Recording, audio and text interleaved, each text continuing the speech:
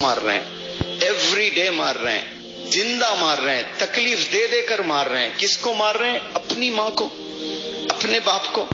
اور مارنے کے لیے گن نہیں ہے, حرکتوں سے مار رہے ہیں. ایسی حرکتیں کر رہے ہیں منہ دکھانے لائق نہیں ہے اپنے پیرنٹس. ہوٹل میں نوکر جھک کے تھینک یو سوری کچھ بھی بولتا ہے تو ہم ٹپ دے دیتے ہیں. تھوڑی سی سروس دیتا ہے ہم تھینک یو بولتے ہیں, تھوڑی سی سروس دیتا ہے ہم پیسے دے دیتے ہیں. ماں نے کتنی سروس دی ہے؟ کچھ دیا آپ نے؟ کبھی تھینک یو کہا آپ نے؟ وہ ٹپ بھی نہیں چاہتی ہے. وہ چاہتی بھی تو آپ ہی کی کامیابی, آپ ہی کے اکامپلشمنٹس, آپ ہی کے اچیومنٹس, آپ ہی کو آنر ملے, آپ ہی کو ایوارڈز ملے. مرنے کے بعد کروڑوں روپے بنا لیں آپ لوگ, کروڑوں روپے بنا لیں, قسم خدا کے آپ کو مزہ نہیں آئے گا وہ کروڑوں روپے میں. آپ سوچتے رہیں گے کہ کاش ماں زندہ ہوتی, حج پر لے جاتا, کار پر بٹھاتا, پیرس لے جاتا, فلانے جگہ لے جاتا. لیکن ماں نہیں ہوتی ہے, باپ نہیں ہوتا ہے, پیسے پہ پیسہ ملتا ہے اس وقت میں. اب آپ کی ماں زندہ ہے, اب آپ کے باپ زندہ ہے, اب رسپیکٹ کریں. ماں سو رہی ہے رات میں, کبھی 3 بجے اٹھ کر ماں کا چہرہ دیکھ. تہجد جو پڑھتے ہیں نا اتنا ہی ثواب دے گا اللہ سبحانہ و تعالیٰ. یہ مرتبہ اللہ نے رکھا ہے ماں کو دیکھ کر مسکرانے کا, باپ کو دیکھ کر مسکرانے کا. کیسی بہترین عبادت. امیجن کریں your mom your dad they are sleeping at night and you wake up from the very deep slumber. دیکھیں اور مسکرائیں, یہ بھی عبادت ہے. آپ کو پیسے والے بننے کی ضرورت نہیں ہے حج کا ثواب لوٹنے کے لیے. ماں کو دیکھ کر آپ حج کا ثواب لوٹ سکتے ہیں. آج ماں کو دشمن بنا دیے ہم لوگوں نے, والدین کو ہی دشمن بنا بیٹھے. ان کے کیا ڈریمز ہے, کیا ایکسپیکٹیشنز ہے نہیں پتا. یہاں پیارے نوجوان بچوں, آپ لوگ کے والدین کچھ چاہ کر بھیجے ہیں. اسکول میں جو بھیج دیے وہ تو خیر بھیجنا ہی ہے سب کو, تو ویسا بھیجے ہیں. یہ بڑا اچھا بیان ہے. یہ ہمارے ایک جاننے والے ہیں. دیکھیے ہماری دعوت توحید کا کیا اثر پڑا ہے. ہمارے ساتھی ہیں جو وہاں انڈیا میں ساتھی بنے تھے, ان کے یہ بھائی ہیں جس طرح کے لیکچر دیتے ہیں, ٹیچر ہیں وہ دبئی میں, اور کس طریقے سے اچھی اچھی باتیں کر رہے ہیں. واقعی والدین کیا چاہتے ہیں اپنے بچوں سے؟ صرف یہ ہے کہ پاس بیٹھیں, بات چیت کریں, حال وال پوچھ لیں. کتنے خوش نصیب ہیں وہ بچے, وہ اولاد جو اپنے والدین کے پاس بیٹھتے ہیں, بات چیت کرتے ہیں, ان کی سٹوری سنتے ہیں, ان کے تجربے سے فائدہ اٹھاتے ہیں, دین سے فائدہ اٹھاتے ہیں, ان سے دین سیکھتے ہیں, پوچھتے ہیں, شیئر کرتے ہیں. تو وہ اپنے دینی علوم کو اپنے تجربے کے ساتھ جو بچوں کو تعلیم دیتے ہیں وہ اصل تعلیم ہوتی ہے. باقی آج کل واقعی یہ صحیح کہہ رہے ہیں کہ بے شمار اولاد ایسی ہے جو والدین کو وقت نہیں دیتے ہیں. ان کو احساس نہیں ہے کہ کتنی بڑی نعمت اللہ نے ان کے پاس رکھی ہوئی ہے, کتنی بڑی نعمت.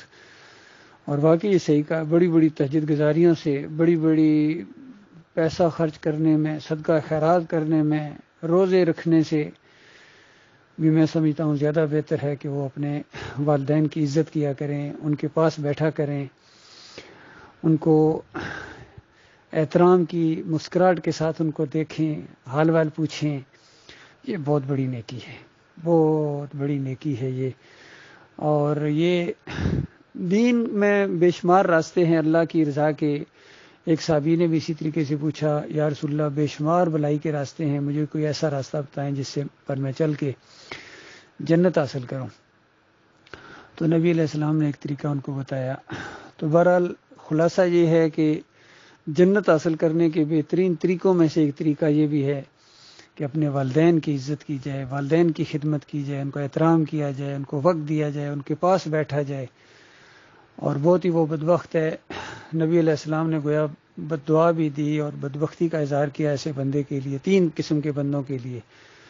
ایک وہ بہت ہی بڑا بدبخت ہے, اور جبریل علیہ السلام نے آ کے یہ بتایا, اور نبی علیہ السلام نے آمین کہا اس کے اوپر. یعنی بد دعا دی جبریل علیہ السلام نے اور نبی علیہ السلام نے آمین کہا. بتائیے کتنی ہلا دینے والی بات ہے کہ مارا جائے وہ بدبخت ہے وہ جس نے اپنے والدین میں سے دونوں کو یا ایک کو زندہ پایا اور پھر بھی خدمت کر کے جنت نہیں حاصل کر سکا ہے.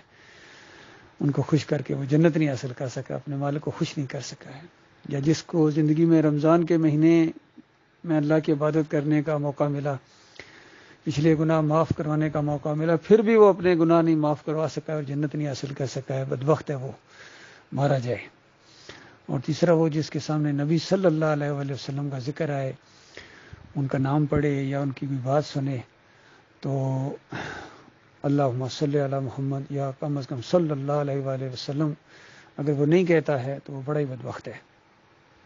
نبی علیہ السلام کے ساتھ محبت یہ ہمارے ایمان کا حصہ ہے۔ کوئی رشتہ زمین کے اوپر ایسا نہیں ہے جو نبی علیہ السلام سے آگے ہو زیادہ ہوتا کہ انسان کی اپنی جان اس سے بھی زیادہ حق رکھتے ہیں نبی علیہ السلام ہمارے اوپر، اور وہ اپنی جان سے بھی زیادہ پیارے ہیں۔ اس کی وجہ یہ ہے کہ انہوں نے اللہ کا راستہ دکھایا ہے، انہوں نے جنت کا راستہ دکھایا ہے، جہنم سے بچنے کا طریقہ بتایا ہے، دین کو اصلی حالت میں پیش کیا ہے اور بال برابر اس میں کمی پیشی نہیں کی ہے۔ لوگوں کی کتنی مخالفتیں برداشت کی ہیں، تکلیفیں برداشت کی ہیں، جنگیں لڑی ہیں، اپنے پیاروں کو، قریبی لوگوں کو قربان کیا ہے، لیکن اللہ کے دین کو آگے رکھا ہے۔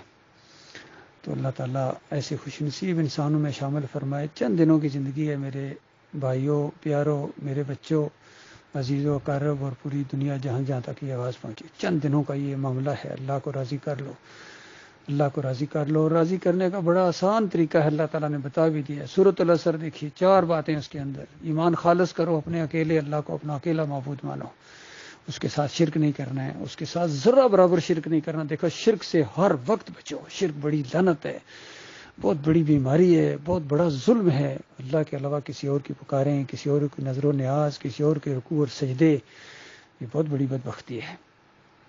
توبہ کرو، اس سے معافی مانگو، اور پھر عمل صالح جتنے بھی ہو سکتے ہیں، یہ عمل کی دنیا ہے، یہ امتحان ہے اس کا، جتنے نیک اعمال ہیں، فرائض ہیں، سب کچھ کرنے کی کوشش کرو جہاں تک ہو۔ جو کمی پیشی رہ جائے میرے پیارے بھائیوں، اللہ سے معافیاں مانگو، پھر اس حق بات کی تبلیغ کرو۔ یہ ہے وتواصوا بالحق، حق بات کی تبلیغ۔ آج بڑی بڑی جماعتیں، بڑے بڑے علماء اس کے اندر تبلیغی جماعت نام پڑ گیا، لیکن شرک کی تبلیغ کر رہے ہیں، فضائل اعمال کی تبلیغ کر رہے ہیں، فضائل صدقات کی، اور جو اپنی ان کی مولویوں کی لکھی ہوئی کتابیں، ان کے پیچھے پڑے ہوئے ہیں، ان کو اللہ کی کتاب سے بڑھ کر مانتے ہیں سارے۔ کوئی دعوت القرآن کو آگے لا رہا ہے، کوئی تفہیم القرآن کو آگے لا رہا ہے، اللہ کی کتاب کو سب نے پیچھے چھوڑ گیا۔ کوئی ابن کثیر کو آگے لا رہا ہے، کوئی بریلویت کو، کوئی دیوبندیت کو، کوئی اہل حدیثیت کو، کوئی اعلی حضرت کو، کوئی ابو العلا کو پیش کر رہا ہے اللہ کے مقابلے میں۔ نہیں، یہ بات نہیں ہے۔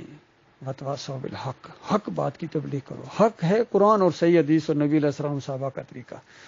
یہ سیاسی لوگ بھی اپنے دنیاوی مفادات کی خاطر کہتے ہیں حق اور باطل کی جنگ ہے، اور حق اور باطل کی جنگ یہ نہیں ہے ان کی آپس میں، یہ باطل ٹکرا رہے ہیں، ان کی سیاسی مفادات ہیں، اقتدار کی جنگ ہے، جمہوریت کی جنگ ہے، ملک کی جنگ ہے، قوم کی جنگ ہے، یہ حق کی جنگ نہیں ہے۔